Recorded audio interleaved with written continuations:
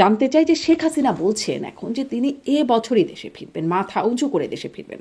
এই হুম বক্তব্য, শেখ হাসিনা দেশে ফিরবেন মানে হুম। বাংলাদেশ ফিরবেন, মাথা উঁচু করে দেশে ফিরবেন, এটি তিনি বলছেন। তার নেতারাও বলছেন যে বছরই ফিরবেন।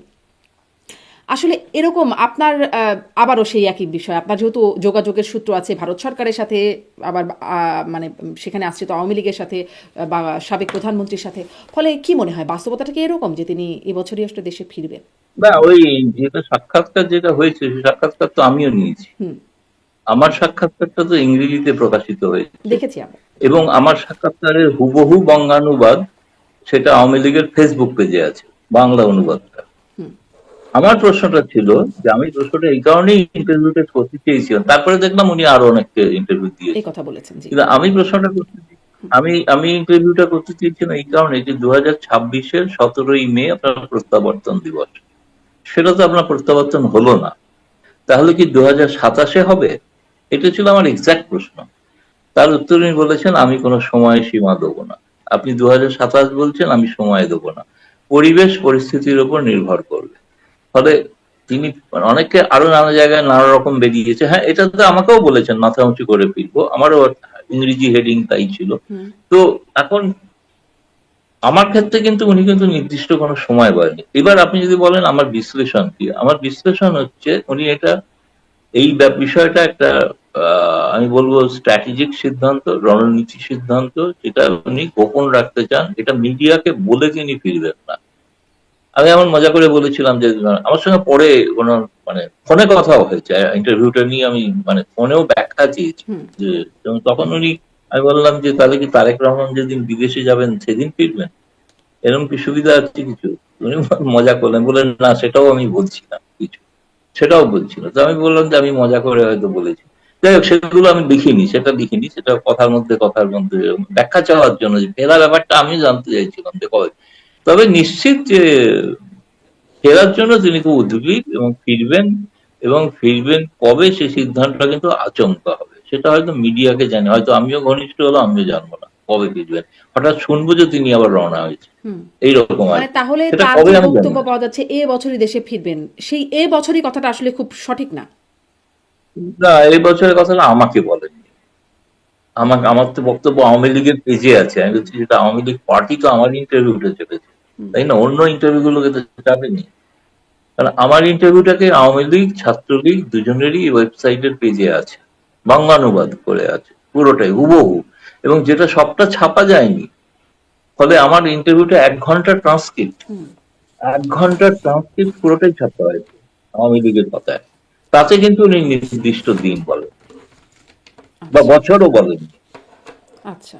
মানে তাহলে মানে কথাটা খুব খুব কি আসলে মাথা উঁচু করে ফিরবেন, এটা একটা পলিটিক্যাল রেটরিকের মতো ব্যাপার। কারণ সেটা তো যখন ফিরবেন তখন তো মাথা উঁচু করেই ফিরবেন, নিশ্চয়ই না মাথা নিচু করে তো ফিরবেন না। উনি এটাও বলেছেন তিনি বিচারের মুখোমুখি হতে পারেন, মানে বিচার যদি নতুন করে শুরু করতে হবে, পুরনো বিচার নয়, সেখানে আত্মপক্ষ সমর্থনের সুযোগ দিতে হবে, নিয়ম মেনে বিচার হতে হবে। তৃতীয়ত, সবার খুব কৌতূহল থাকে, প্রশ্ন বিরাট আলোচিত হয়, শুদ্ধিকরণ, নেতৃত্ব পরিবর্তন, সে প্রশ্নও করেছিলাম, সে প্রশ্নের উত্তর উনি দিয়েছেন। সে প্রশ্ন শুদ্ধিকরণ তো আওয়ামী লীগে হয়েই থাকে এবং হয়, এবং সেটা হবে, সেটা আমার কিছু নেই। কিন্তু ওই যে বলছেন যে আওয়ামী লীগের, এটা অনেক সময় বিরোধীরা চায়, এটা বিরোধীদের দাবি যেন মনে হয় শুনে। আমরা আমাদের পার্টি কিভাবে শুদ্ধিকরণ করবো সেটা আমরা সিদ্ধান্ত নেবো। ইনি বলেছেন নেতৃত্ব আমি চাপিয়েও দেবো না। উনি নেতৃত্ব বিষয়টা এটাও আমি স্পষ্ট করে বলতে পারি, এই মুহূর্তে তো ছাত্রলীগ পুনর্গঠন চলছে, এরপরে যুবলীগ পুনর্গঠন হবে, তারপরে আওয়ামী লীগের পুনর্গঠন শুরু হবে।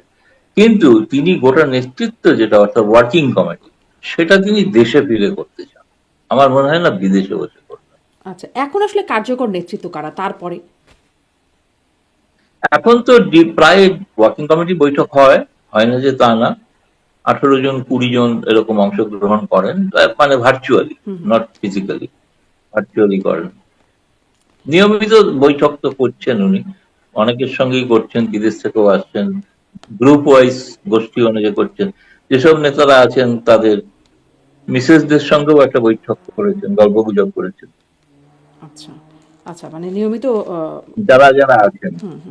এই যে মানে ছাত্রলীগের কমিটি পুনর্গঠনের কাজ চলছে, এরপরে আপনি বলছেন যুবলীগ, তারপরে আওয়ামী লীগ, মানে এরকমটা কি এরকম একটা এরকমটা কি যে বর্তমান নেতৃত্বর অনেককেই না, সরিয়ে এটা দেওয়া একটা হচ্ছে? ইন্টারেস্টিং দিক, কিন্তু এটা কিন্তু খুব ভালো, এই পয়েন্টটা কিন্তু খুব সাধারণ বিষয় নয়। এটা হচ্ছে ছাত্রলীগ নিষিদ্ধ, সেই অবস্থায় ছাত্রলীগের কমিটি তৈরি করে সেই কমিটির নাম প্রকাশ করে দেওয়া হচ্ছে, তাই না?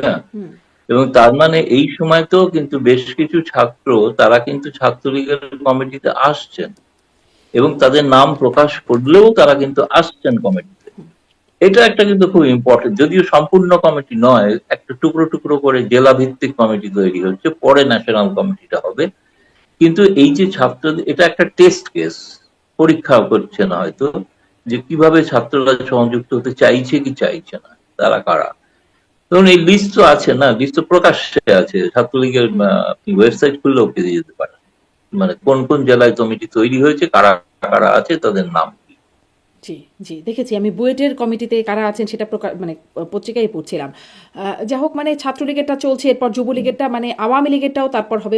এরকম কি কোনো পরিকল্পনা যে নেতৃত্বকে সরিয়ে নতুন নেতৃত্ব, মানে পুরনো নেতৃত্ব কাজ করছে না, বা তাদের নানান না, রকম? আমি এটা বুঝতে পেরেছি কথা, কিন্তু প্রশ্ন হচ্ছে এই ছাত্রলীগের কমিটি তো আমি ঠিক জানি না, চিনি না, বলে বলতে পারবো না যে পুরনো কারা বাদ গেছেন, নতুন কারা আমি আসলে এসছেন। আওয়ামী লীগের তবে নেতৃত্বের এত কথা বলছি। তৃণমূল স্তরের আমি আমি আওয়ামী লীগের নেতৃত্বে কিছু মানুষের হয়তো শারীরিক অসুবিধা থাকতে পারে, সেই ধরনের, তারা যদি অপারগ হন, নাও থাকতে পারে।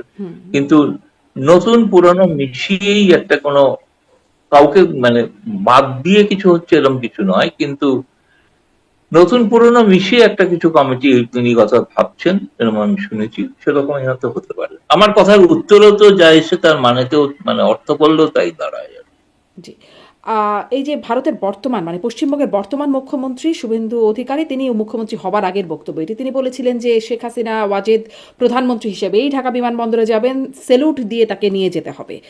তিনি একজন বিজেপির প্রভাবশালী নেতাও বটে। মানে আসলে কি ভারত সরকারের পরিকল্পনার মধ্যে এরকম কিছু আছে? মানে ভারত সরকার কি এরকম কিছু ভাবে? না, আমার যেটা মনে হয়েছে, বিজেপি নেতাদের বা শুভেন্দু অধিকারীদের একটা, তারা যেহেতু পশ্চিমবঙ্গে রাজনীতি করেন, তাদের ধারণা হচ্ছে যে আওয়ামী লীগ বিরোধী যে শক্তিটা, সেই শক্তির সঙ্গে মমতা বন্দ্যোপাধ্যায়ের কোন যোগসূত্র আছে আর কি। এবং সেই কারণে তার কাছে, সেই কারণে তিনি ওটা বলেছিলেন যে হাসিনাকে মানে স্যালুট দিয়ে নিয়ে যেতে হবে, তিনি নিয়ে যাবেন ইত্যাদি। কিন্তু এটা তার পক্ষে, একটা মুখ্যমন্ত্রীর পক্ষে সম্ভব না, যদি না ভারত সরকার অনুমতি দেয়, সেটা কোনো প্রশ্নই ওঠে না।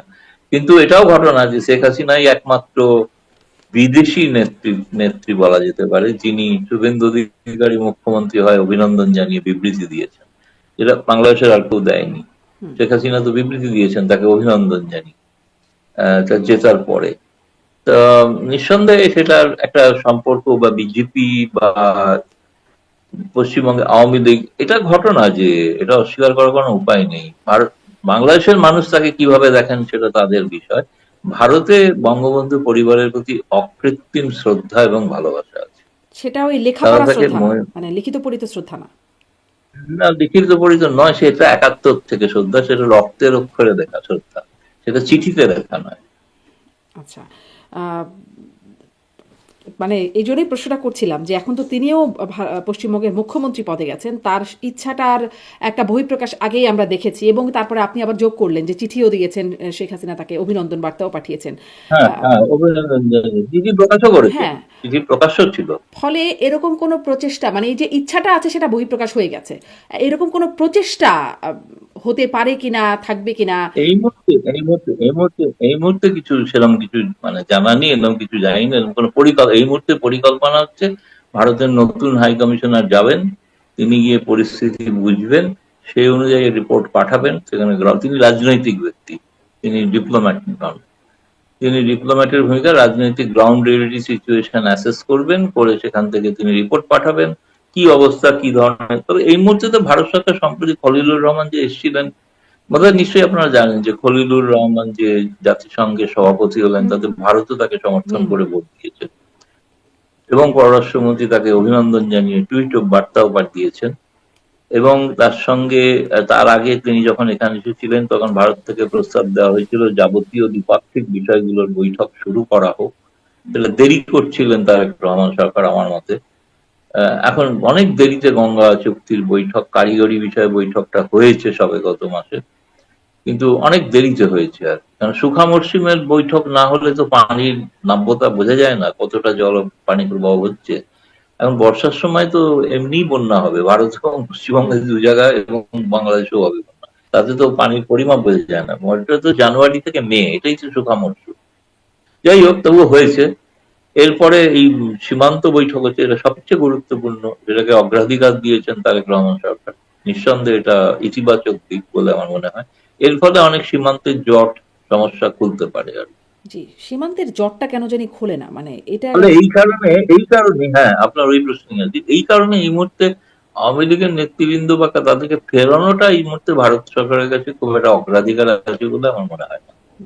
তিনি যদি ফিরতে চান, যেটি শেখ হাসিনা বলছেন, আপনার ইন্টারভিউতেও বলেছেন, সেক্ষেত্রে হ্যাঁ, ভারত মানে ভারতের কাছ থেকে ইতিবাচক সাড়া আছে? সেটা তো ভারতের ব্যক্তিগত নীতি। তিনি যখন চাইবেন তিনি তখন যেতে পারেন।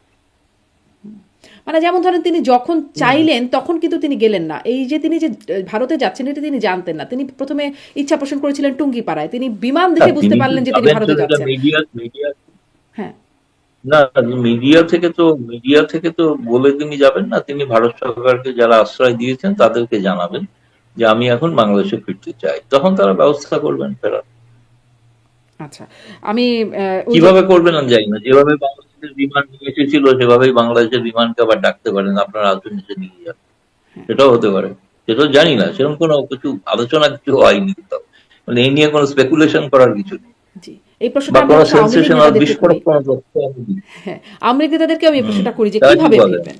উত্তর অবশ্য খুব একটা এখনো আপনি যেমন জানেন হ্যাঁ, আমিও খুব একটা উত্তর পাই না। আপনি ওই খলিলুর রহমান প্রসঙ্গটা আনছিলেন, এটা একটু ছোট করে শুনে নিই যে তিনি জাতিসংঘের প্রেসিডেন্ট হলেন, এটি কি আসলে তিনি ইউনূস সরকারের গুরুত্বপূর্ণ, একদম বলা হতো ডিফ্যাক্টো তিনিও একরকম হেড অবস্থানেই ছিলেন। সেই ইউনূস সরকারের অন্যতম গুরুত্বপূর্ণ ব্যক্তি তিনি, এখন বিএনপি সরকারের অন্যতম গুরুত্বপূর্ণ ব্যক্তি পররাষ্ট্রমন্ত্রী, তিনি এখন জাতিসংঘের প্রেসিডেন্ট হলেন। এটি কি আসলে ভারতে আশ্রিত দল আওয়ামী লীগের জন্য এটি একটা কেমন বার্তা? খুবই ভালো বার্তা। 2020 সালে শেখ হাসিনা প্রথম এইটা এই সম্ভাবনাটার কথা ঘোষণা করেছিলেন যে আগামী 2026 সালে জাতিসংঘের সভাপতি পদ করবে বাংলাদেশি একজন। এটা শেখ হাসিনা ঘোষণা করেছিলেন। সেই ঘোষণাটা এতদিনে বাস্তবায়িত। যা ঘটছে বাংলাদেশে সবই তো শেখ হাসিনার করে দেওয়া। সে মেট্রো তাহলে রেলই তাকে তো চাপুন, কোনো শুভেচ্ছা রূপপুর বার্তা পাঠালেন বিদ্যুৎ না, কেন্দ্রে নেই। তাকে মানে খলিলুর রহমানকে যেমন করে কে মুখ্যমন্ত্রী, মানে শেখ হাসিনা পাঠালেন না, যেমন করে ভারতের পশ্চিমবঙ্গের মুখ্যমন্ত্রীকে পাঠালেন আচ্ছা, অভিনন্দন বার্তা। বিএনপির একজন পররাষ্ট্রমন্ত্রী, জানি না কেন পাঠাননি, বলতে পারবো না। ভবিষ্যতে প্রশ্ন করলে জিজ্ঞেস করবো কেন পাঠালেন না। আহ, এখন তো আমি জানি না। আমি যখন কথা বলেছি ওনার সঙ্গে, ইন্টারভিউ তখন নিচ্ছি, তখন তো এই ঘটনাটা ঘটেনি। এই ঘটনাটা ঘটেছে পরে, তাই না? এরকম কথায় কথায় তো ওনার সঙ্গে কথা বলা যায় না এরকম। জি, শেষ প্রশ্ন যেটি দিয়ে শুরু করেছিলাম সেটি দিয়ে শেষ করি যে হাদি হত্যাকাণ্ড প্রসঙ্গটা নিয়ে শুরু করলাম, এবং অনেক কিছু একটু সন্দেহজনক বা ঠিক সমীকরণ মেলে না, সেগুলো নিয়ে একটা যৌথ নীরবতা হচ্ছে, সেটির বিষয়ে আপনি বললেন। ফেরানোর ব্যাপারে মানে কেউই আবারও সেখানেও একটা রকম যৌথ নীরবতা। ভারতও এই বিষয়ে কিছু বলছে না, বাংলাদেশও ফেরত চাওয়ার ব্যাপারে খুব একটা কিছু করছে না। এটাতেও কোনো বিশেষ কারণ আছে কিনা? বাংলাদেশের একজন অভিযুক্ত খুনি এখানে গ্রেপ্তার হয়ে আছে, খুব ফেরানোর প্রক্রিয়া নাই কেন?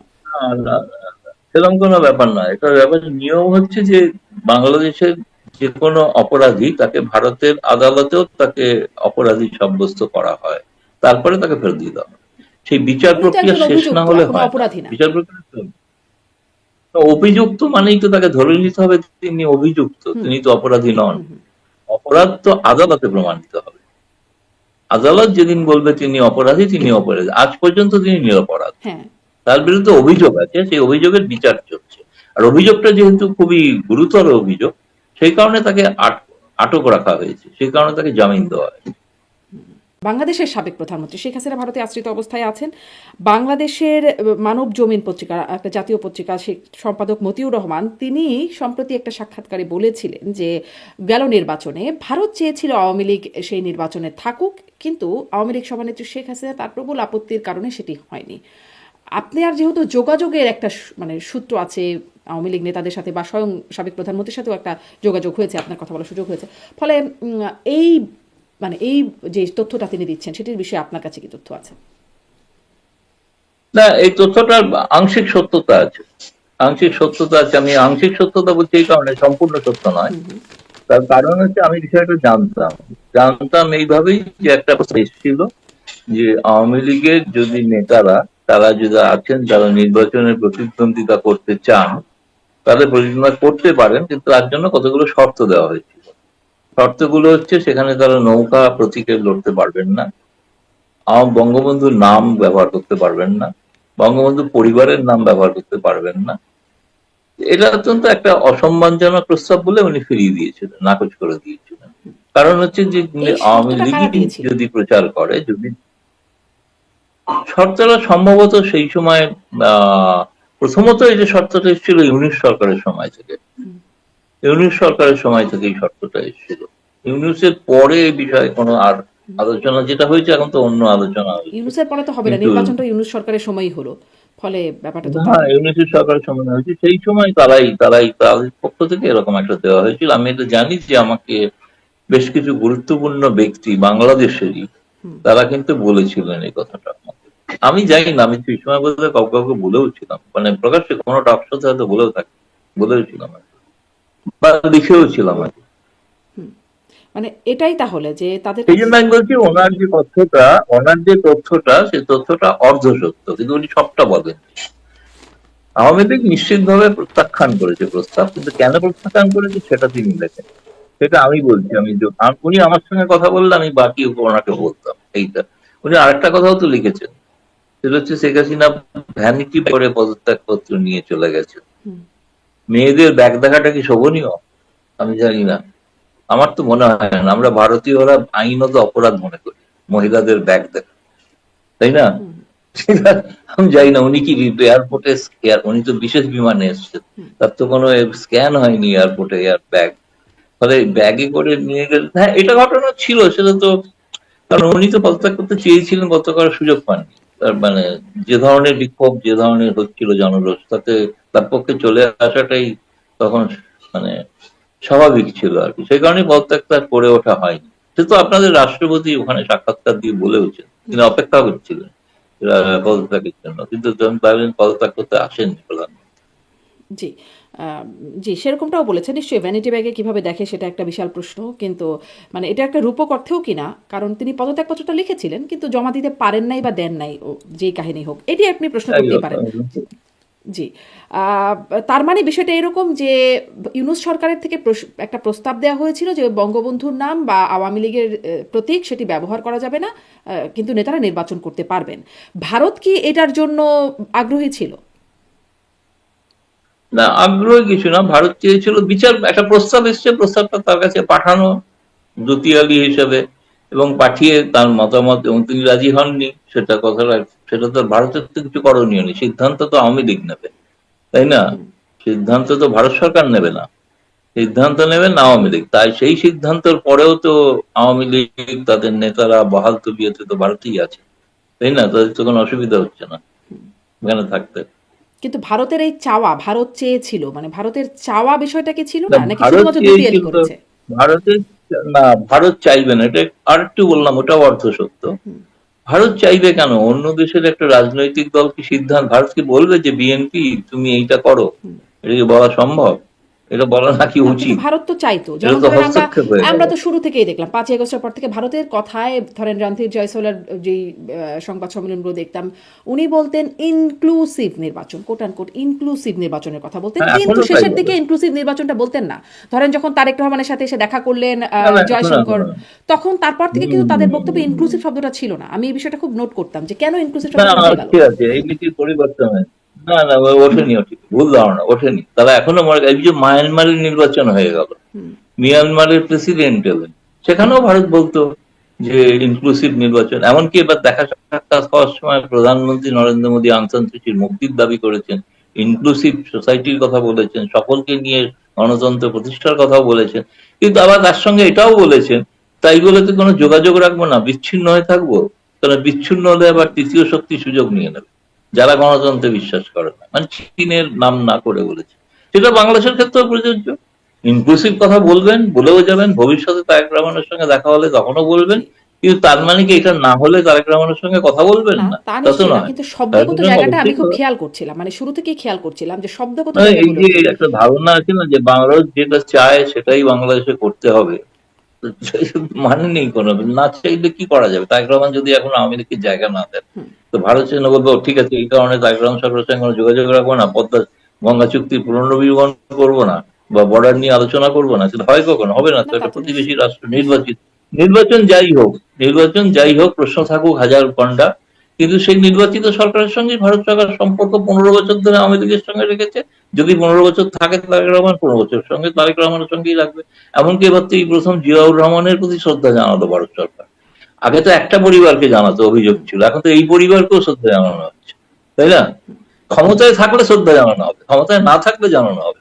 ও আসলে মানে ক্ষমতায় আছেন মানুষের শ্রদ্ধাটা ঠিক ভোটে। শ্রদ্ধা না, শ্রদ্ধাটা একটা স্বার্থ, যে ক্ষমতায় যে আছে তার সাথে শ্রদ্ধা হবে। শ্রদ্ধা শব্দটা আসলে ঠিক প্রযোজ্য না মনে হয়। রাজনীতি রাজনীতি কূটনীতিতে এরকম থাকে, রাজনীতি কূটনীতি এরকমই হয়। আচ্ছা।